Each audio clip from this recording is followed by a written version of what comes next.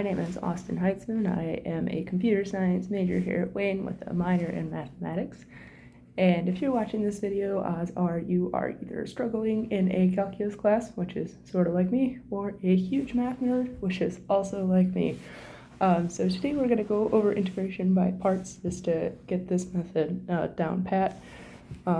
Right now in your Calc 2 class, you are probably going through a lot of different integration techniques, and I know it seems like a lot, but the goal is to just have a nice solid tool belt so that you can evaluate any sort of integration function you see. So this one is a pretty classic example, and it might look a little bit scary, but by the end of this video, you should be able to look at it and just go through it easy breezy. I'm going to give you two techniques to solve this problem. First is pretty standard what you learn in class, and the second one is kind of like a sneaky way around it called the tabular method. But before we go into that, let's look at the actual formula. So this formula is going to come straight from the chain rule of differentiation. So let's say I'm going to ask you to differentiate straight up uv, right? So to do that, you probably remember from Calc 1 that we need to use the chain rule. So we have u times the derivative of v plus v times the derivative of u. So if I want to integrate both sides of this, I have the integral of derivative of uv on the one side, and then I'm just going to put all of this into parentheses with an integration sign out front. All right, so you can probably see from this that we can break that up pretty easily. So I'm going to go ahead and do that to make our lives a little bit simpler. Let's du. And then on this side right here, well, we know that the antiderivative of any derivative is just equal to the function itself. So I'm going to put a little note here, just so we know where we get this from, that the integral of this derivative is just equal to the function itself. So now what we're looking at is uv is equal to this guy plus this guy. Now, if I want to solve for this, that is going to get me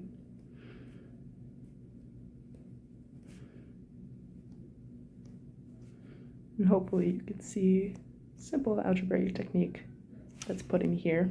But hey, look at that. This right here is our formula.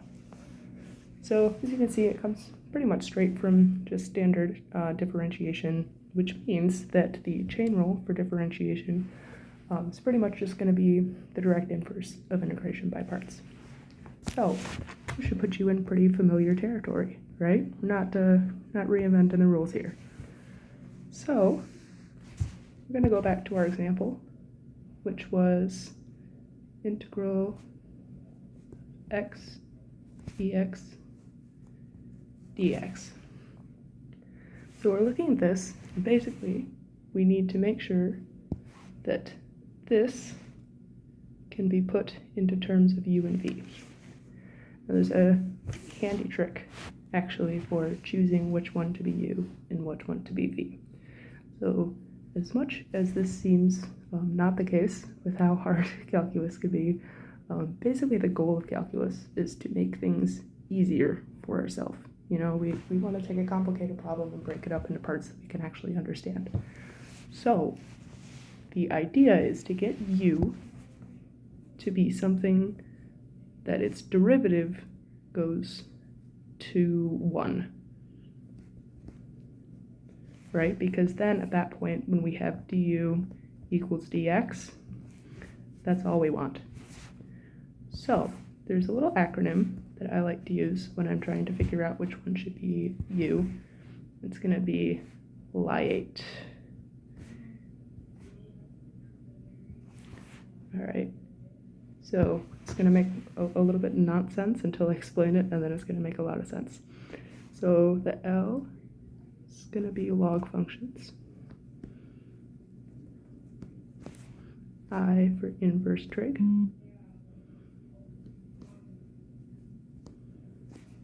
A for algebraic. T for trig.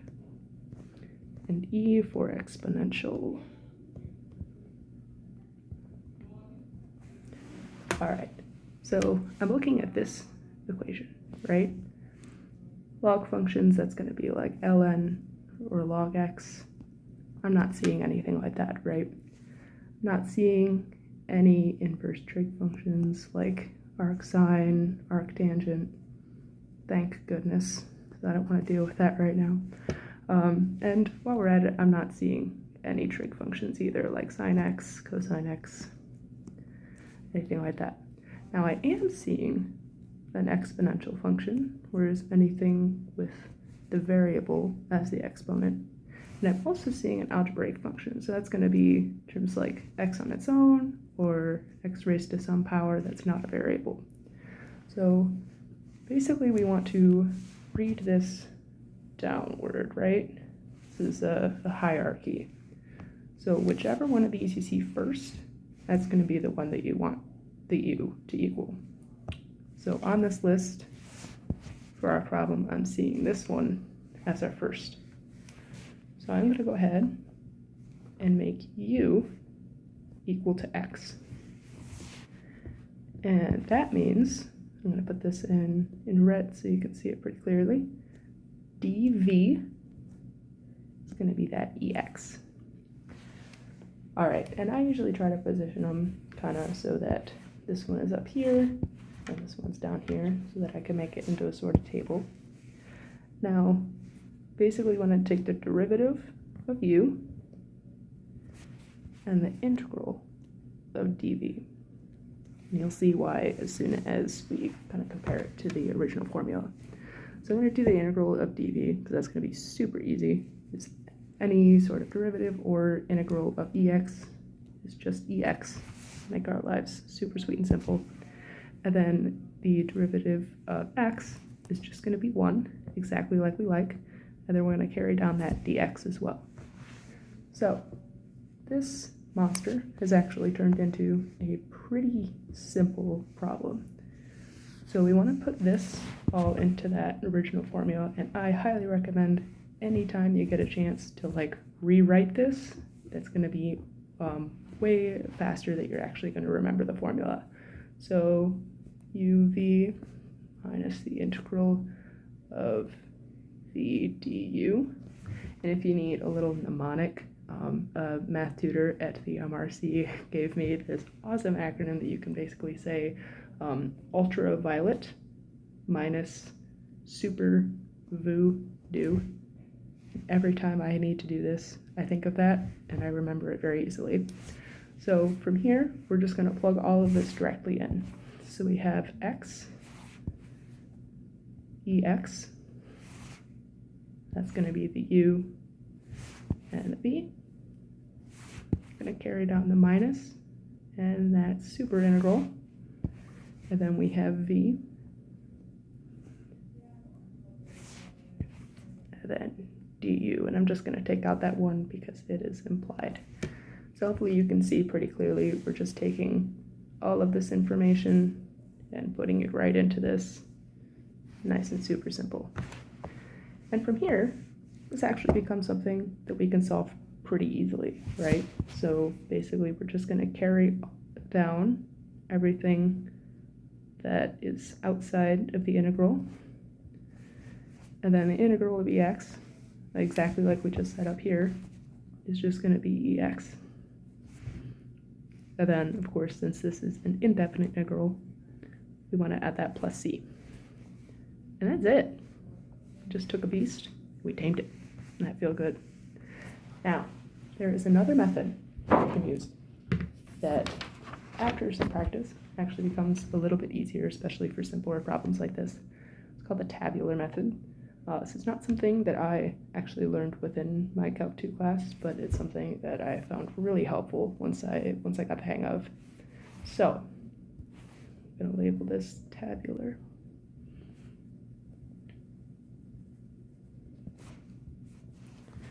So what we're going to do, we're going to create a table. I'm going to have my header be U, dv. I'm going to do a plus and minus 1 right here. So the idea of this table is to basically look ahead and see what all of my derivatives and integrals are going to be from the front. And then we can use that information to sort of think about what this will actually be. So we already decided, based on that Lie-8 method up here, that our u is going to be x. I'm going to write that in here.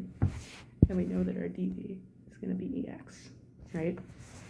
Now, the last column, we're basically going to alternate between +1 and -1. And you see that I have this extra row for that at the bottom. You always want to have one extra space at the end of this last column. And you'll see why in just a second. So the first one, we're going to start with positive. We always want the good news first, right? So I'm going to put a +1 in this column. Now, taking the first derivative of x, it's going to give me 1. So I'm going to put 1 right there. Like we already said, ex is going to integrate and derive as ex. So we already know that. And since we're alternating, this column is going to be -1 now. Now, I still see that there's a 1 here. This is not 0. So as long as this is not 0, we're going to want to do that one more time. Now, the derivative of 1 is 0. So I'm going to put 0 right here. And carry down that ex one more time. And we have a +1.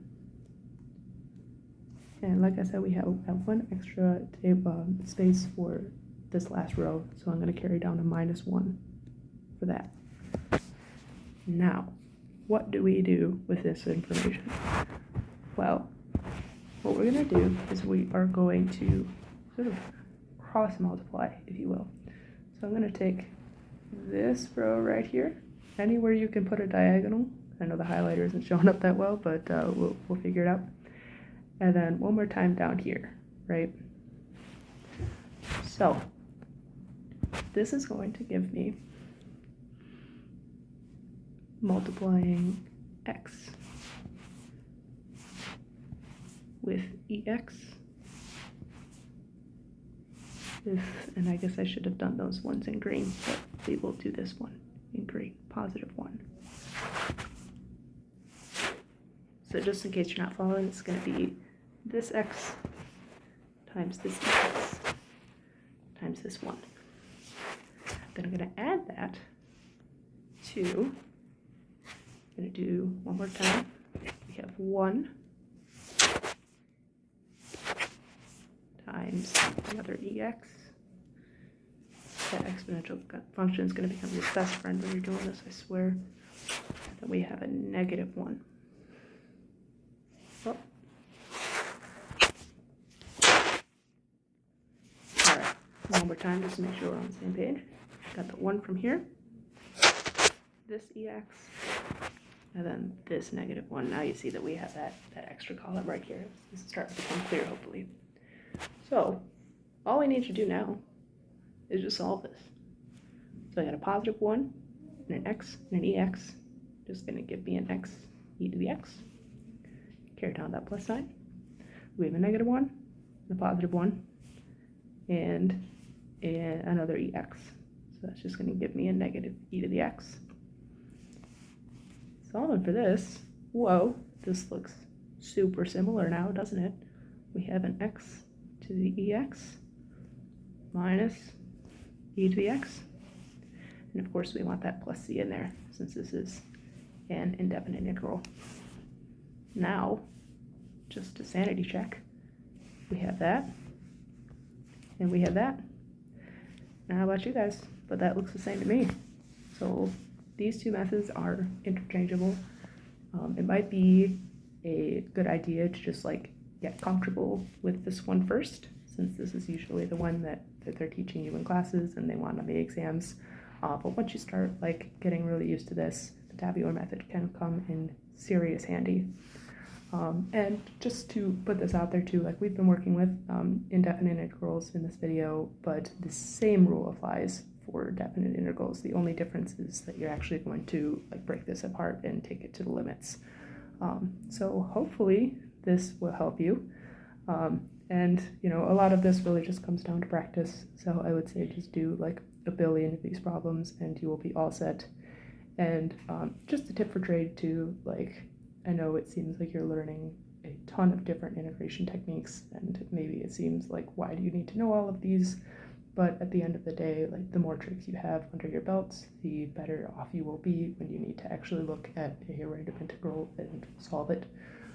So I would really recommend just going through and really trying to work all of these things out. So thank you for watching. I wish you the best of luck, and hopefully this helped. All right, have a good day.